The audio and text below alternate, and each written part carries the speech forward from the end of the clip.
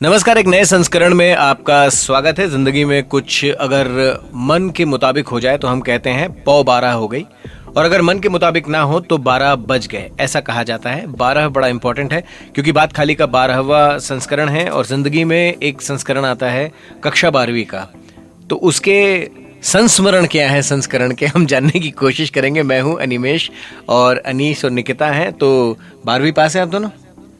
हाँ, मेरा तो है। हाँ बिल्कुल। ये जो सोच के बोला, इसमें वो भी याद आया होगा कैसे पास हुए। हाँ, ये बिल्कुल सब एकदम याद आ जाता है, स्कूल का टाइम, एग्जाम का टाइम स्पेशली।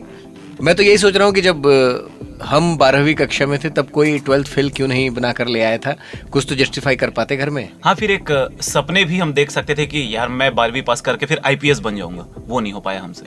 हाँ, सपने ये रह मूवी गए। मेकर की गलती है, मतलब प्राइमरीली। कहा जा सकता है। अच्छा, एक सवेरे सवेरे उठ के जो 12 का आंकड़ा पेपर पे आता है, राशिफल कहते हैं जिसे, हाँ, देखते हो कभी? देखिए, उम्मीद कुछ नहीं होती है, मैं पढ़ता डेली हूँ, क्योंकि एक उम्मीद रहती है कि जिस दिन अच्छा अच्छा लिखा हुआ है कि आपके साथ ये होने वाला है, ये होने वाला है, तो वो पढ़ के अच्छा लग जाता है। जिस दिन कुछ बुरा लिखा रहता है कि वाहन से बचे, कुत्तों से बचे, उस दिन मैं बाकियों का भी पढ़ लेता हूँ कि मेरे से बुरा किसका लिखा है। और अच्छा होने वाला रहता है, अगर किसी दिन लिखा रहता है तो वो अच्छा तो नहीं होता, लेकिन अगर गलत लिखा रहता है वो पढ़ के माइंड में एवरी टाइम चलता रहता है। तो हाँ, बहुत खतरनाक चीज है ये। हाँ, फिर जिंदगी के 12 बज जाते हैं ये एकदम। हाँ, और एक और चीज़ ये रहती है ना कि अगर हम क्रिकेट की या फुटबॉल की बात करें, टीम में वैसे तो 11 खिलाड़ी होते हैं, लेकिन एक 12वां भी होता है। हाँ, वो 12वां उम्मीद होता है, मतलब उस खिलाड़ी को उम्मीद होती है, टीम को उस खिलाड़ी से उम्मीद होती है, तो ये उम्मीदों का खेल चलते रहता है। नहीं, पहले फुटबॉल में सब्स्टिट्यूट में 12वां आ जाता था गेम में खेलने के लिए। हाँ। आजकल आईपीएल में इम्पैक्ट प्लेयर में वो 12वां प्लेयर आ जाता है खेलने के लिए, तो वो एक 12वें का रोल जो है वो फिक्स हो गया है। हाँ, ये तो है। बाकी घड़ी में भी खांचे जो होते हैं वो 12 होते हैं। हाँ, और लोगों के चेहरे पर आजकल 12 बजे हुए हैं कि ठंड क्यों नहीं आ रही है भाई। हाँ। तो ये एक बड़ा दिक्कत है। और 12 बजने से कुछ याद आ रहा है कि कुछ बॉलीवुड सेलिब्रिटीज हैं जिनके 12 बजे हुए हैं, कुछ गवर्नमेंट ऑफिशियल्स हैं जिनके 12 बजे हुए हैं, बहुत सारी चीजें हैं जिनके 12 बजे हुए हैं। तो पहले ठंड पे आ जाते हैं कि अब नवंबर का महीना आने के बाद भी रायपुर में ठंड नहीं आई है और हम कितना ठंड रखें। मौसम विभाग ने कहा था 10 के बाद ठंड आएगी, अभी 12 के बाद ठंड आ गई है। हाँ, वैसे तो मतलब तारीख के लिहाज से हम 10 तक अभी पहुंचे नहीं, लेकिन एपिसोड के लिहाज से हम 12 पे पहुंच गए, तो इसी लिहाज से अगर ठंड आ जाए। वैसे एक राहत ये हो सकती है कि छठ का महापर्व जो है वो शाम का सवेरे का जो अर्घ देना होता है पानी में डूब के आधा, तो वो कड़ाके की सर्दी में थोड़ा और मुश्किल काम हो जाता है, तो वो थोड़ा आसान रहा होगा कम ठंड के चलते। और कहीं कहीं पे इस मौसम बहुत ज्यादा बदल गया, जैसे सऊदी अरबिया में जहाँ डेजर्ट होता है वहाँ पे स्नो, जैसे कुछ टाइम पहले बारिश आई, फिर वहाँ पे हेल स्टॉर्म हुआ, अभी वहाँ पे स्नो भी गिरी है, तो एकदम से वक्त बदल दिए, जज्बात बदल दिए वाला सीन वहाँ चल रहा है। हाँ हाँ, मतलब आदमी जो है घर से एकदम सफेद कपड़े वगैरह पहन के निकला, फिर लगा उसको कि छाता लाना था। ये गलत चीजें उठा लाया मैं। कभी ऐसा हुआ है किसी ट्रिप में गए और पैकिंग गलत हो गई हो? हुआ है मेरे साथ, तो बहुत बार होता है। मुझे लगता है मैं बहुत सारी चीजें भूल जाती हूँ, छोड़ देती हूँ, और भूल जाना बहुत ज्यादा होता है मेरे साथ। घर से निकलते टाइम ये भूल गई, फिर मम्मी आके बोलती है कि कॉल करके तुमने ये छोड़ दिया है। तो मुझे जो ठंड का रिलेटेड किस्सा है ना, हमारे जो कॉर्पोरेट टीम के एक मेंबर थे जो दिल्ली से ट्रैवल कर रहे थे, दिल्ली की सर्दी टाइप का माहौल था दिल्ली में, तो उन्होंने आने से पहले थोड़ी सी रेकी की, मुझे फ़ोन किया, बोले कि यार देख, मैंने ना एक तो वो वार्मर रख लिया है, 2 स्वेटर रख लिए हैं, और ओवरकोट रखूं क्या? तो मैंने उनसे कहा किस लिए? बोले ठंड है। मैंने कहा आप आ तो जाओ, जितना रखा है बस और मत रखो। यहाँ आए, वार्मर छोड़ो, शर्ट में घूमते रहे। बोले इसको तुम लोग ठंड कहते हो? बात तो सही है, मैं भी जैकेट लाई हूँ अपना, पता नहीं वो कब खुलेगा। तो नहीं, आप रायपुर में हैं, बधाई हो। हाँ हाँ। यहाँ सबको ऐसा समय मिलता है, ठंड जो है आने से पहले बताती है कि मैं आने वाली हूँ।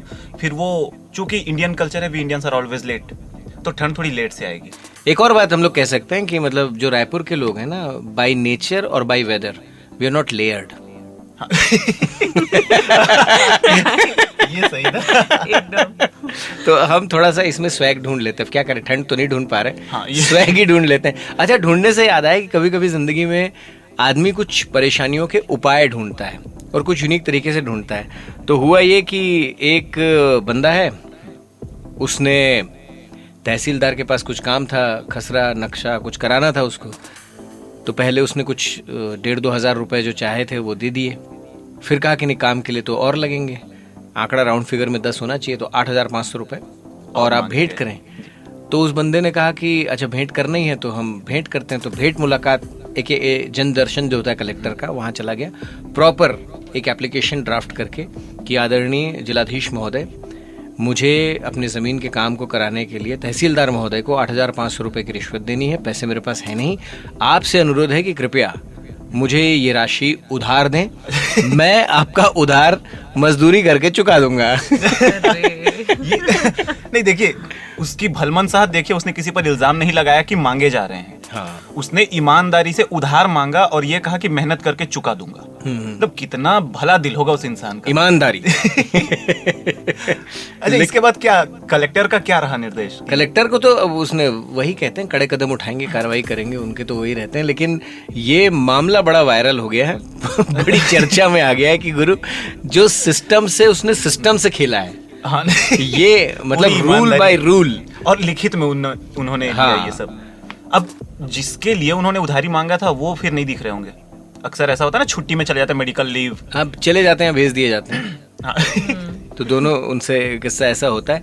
लेकिन ये आम आदमी अगर अपना पावर जान जाए, जैसे मुझे एक और किस्सा याद आता है कि एक आरटीआई एक्टिविस्ट थे, तो वो कहीं जा रहे थे, तो चूंकि उनको लोग पहचानते हैं, तो किसी ने अप्रोच किया कि मेरा एक काम अटका हुआ है ऑफिस से, काम हो ही नहीं रहा है और लेन देन के सक्षम में हूँ नहीं जितना वो मांग रहे हैं। तो बोले चलो मैं बात करता हूँ जाके। इनको लगा कि आरटीआई एक्टिविस्ट है, नियम कायदे कानून जानते हैं, तो काम करवा लेंगे।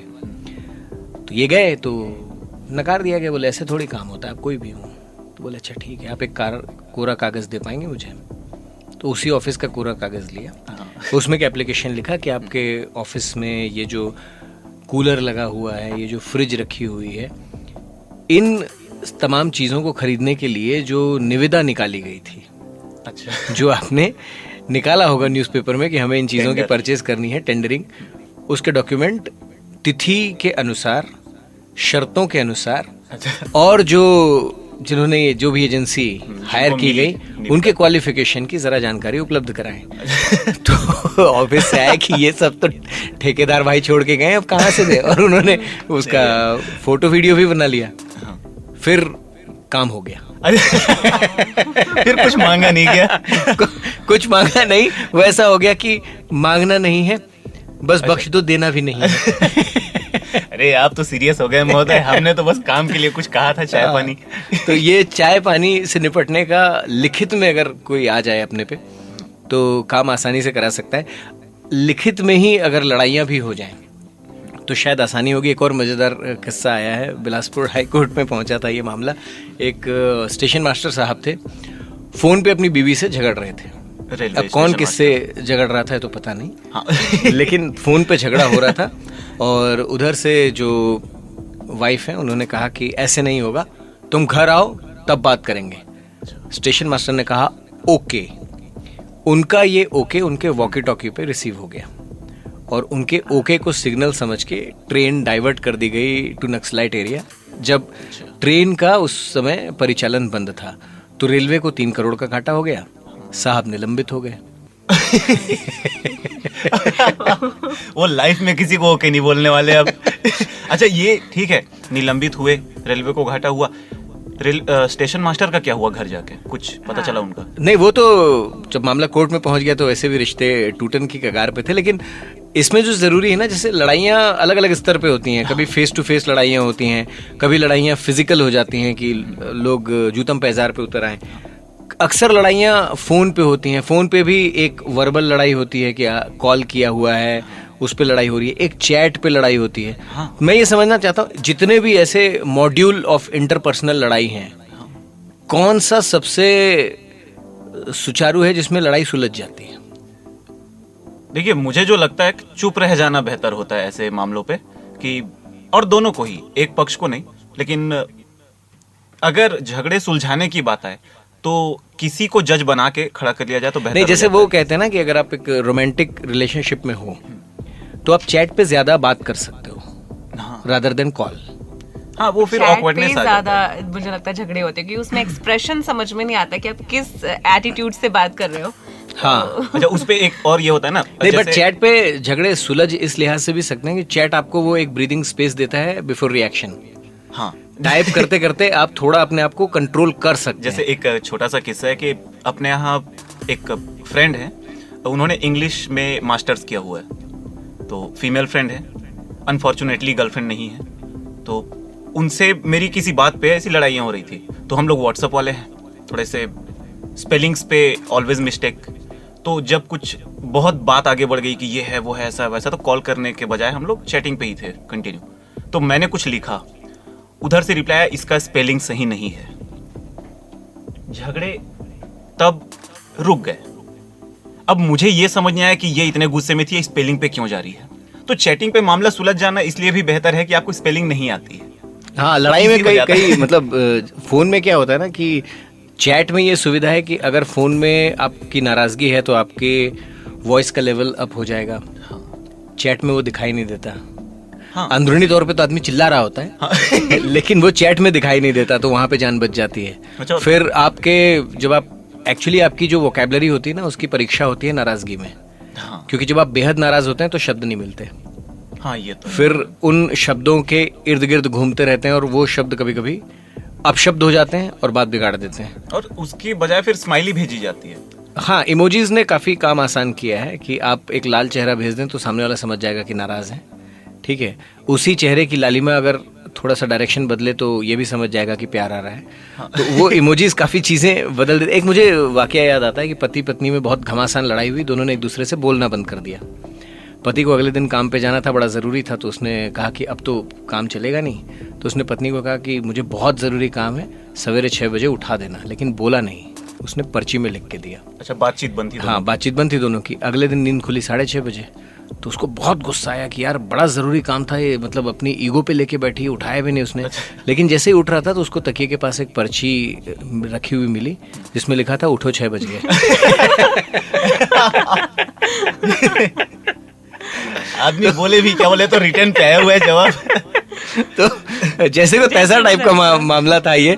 बट ऐसी बहुत सारी चीज़ें होती हैं जो लड़ाइयों में। लेकिन अक्सर ऐसा कहते हैं कि जब रिश्ता शुरू हो रहा हो तो कई बार लड़ाइयाँ रिश्ते को और मजबूत कर देती हैं।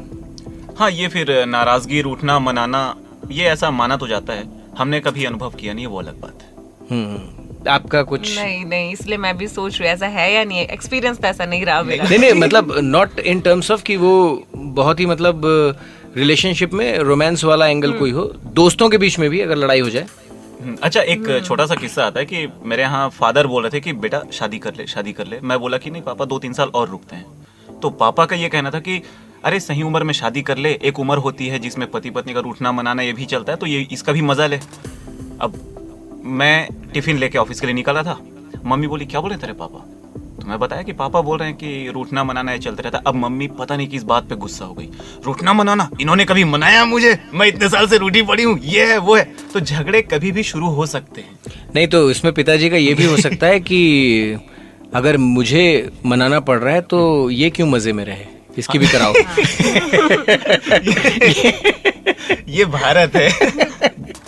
ये तो है। वैसे झगड़ों की एक और है कि अभी मैं न्यूज़ पे पढ़ रहा था, झगड़े टेलीफोनिक होना और धमकियां मिल जाती हैं फिर।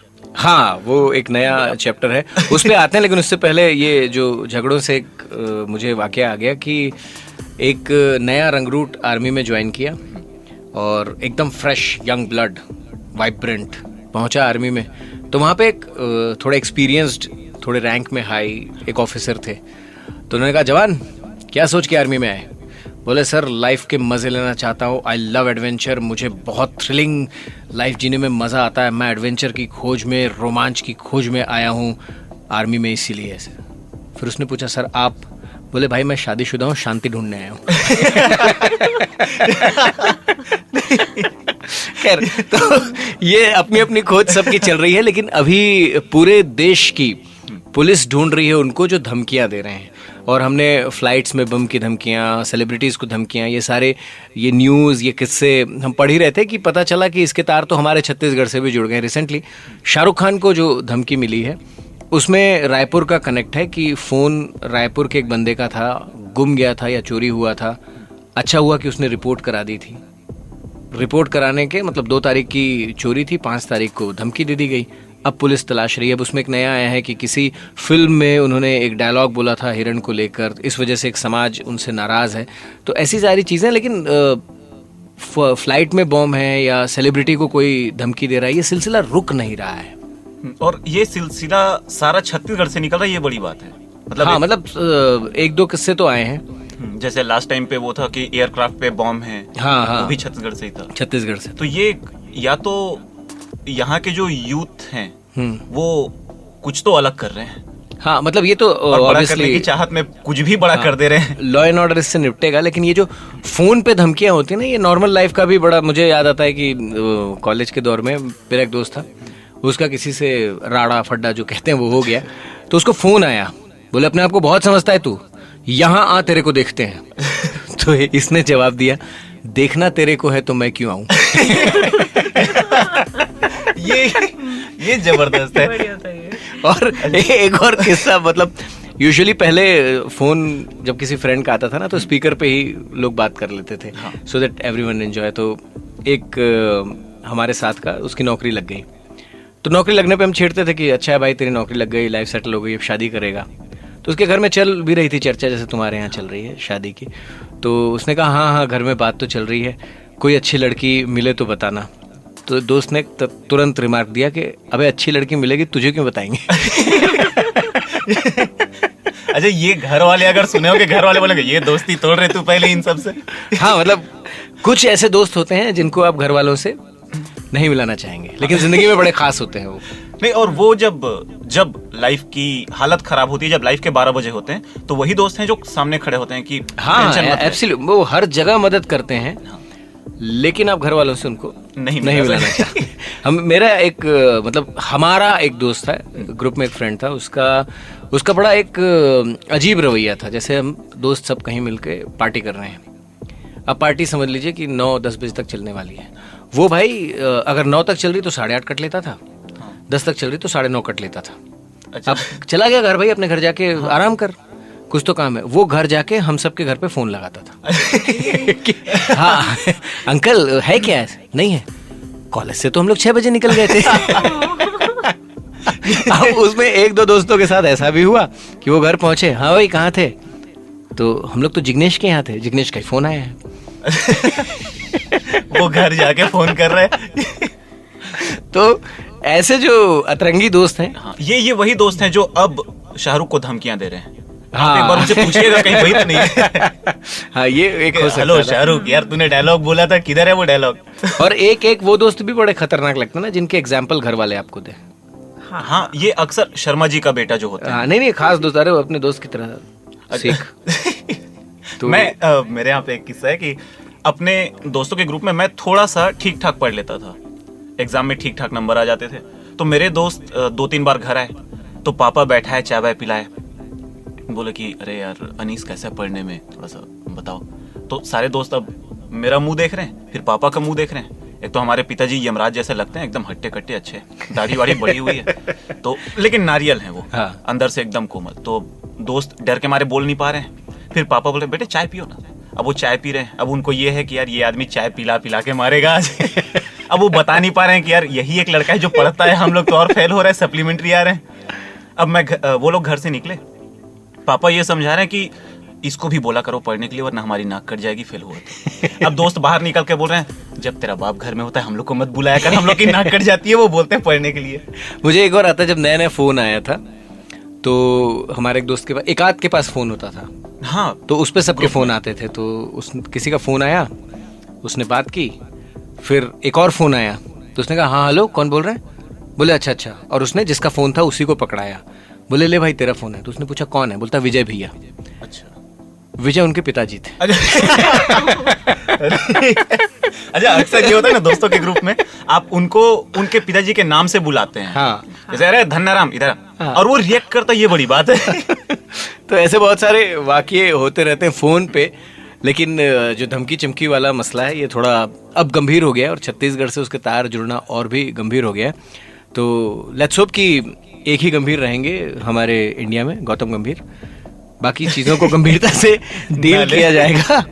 और ये जो बात है जब तक आप सुनेंगे हम उम्मीद कर रहे हैं कि ठंड आ जाएगी, उम्मीद ही कर रहे हैं। मौसम विभाग जो है वो जब बोल रहा है उससे तो उम्मीद पे तो दुनिया कायम है, हाँ। हम तो कर ही सकते हैं। बिल्कुल उम्मीद पे तो उसने कलेक्टर से शिकायत कर दी थी कि भाई उधार मिल उधार जाएगा दे दो। 8,500। हाँ। तो ऐसे वियर्ड, ये तो बड़ा जेन्युइन उधार हुआ ये तो। हाँ मतलब उसकी इस उधार में धार थी। अच्छा कलेक्टर ने क्या दिए उनको उधार कि बस सांत्वना दी? नहीं, उन्होंने कार्रवाई का आश्वासन दिया, क्योंकि एक्चुअली जिस काम के लिए उधार मांगा था उसके पैसे लगने नहीं थे, अच्छा वो तो अवैध लिए जा रहे थे। इसने तरीका बड़ा यूनिक ढूंढा, लेकिन क्योंकि अक्सर हम लिखा पढ़ी से थोड़ा बचना चाहते हैं, हाँ। इसने लिख दिया और जन दर्शन में पहुंच गया और मीडिया के सामने पढ़ दिया। जनरली सारे किस्से मीडिया के सामने आते नहीं और ये मीडिया हाँ, ने दो बता लोगों दिया। की मुलाकात हो सकती है इसके बाद, क्योंकि तहसीलदार को पैसे देने थे, तो अब हो सकता है कि तहसीलदार जिससे मिले वो थानेदार हो। हाँ दार दार में धार हो रही है बातें। तो काफी दारदार बातें हमने की हैं आज, तो इस पे कैसी लगी ये बातें आप बताइएगा हमें कमेंट करके। बाकी अब वही जो एक वो कहते हैं ना कि 12.99999 कौन सा गाना गा रहा है? ये निकिता जी आपके हवाले, मैंने बहुत बोल लिया। नहीं ये नहीं, मैं नहीं समझ पा रही हूँ। 12.99999 ये गाना कौन सा गा रहा है? मतलब सपोज करो 12.99 ये एक पर्सन है, हाँ। वो अगर गाना गाएगा कौन सा गाना गाएगा? तेरा इंतजार तेरा होने लगा हूँ। लगा तो हमारा ये क्रम भी जब आएगा तो अगला ये तेरा होकर ही आएगा। तब तक अपना ख्याल रखिएगा, फिर मुलाकात होगी।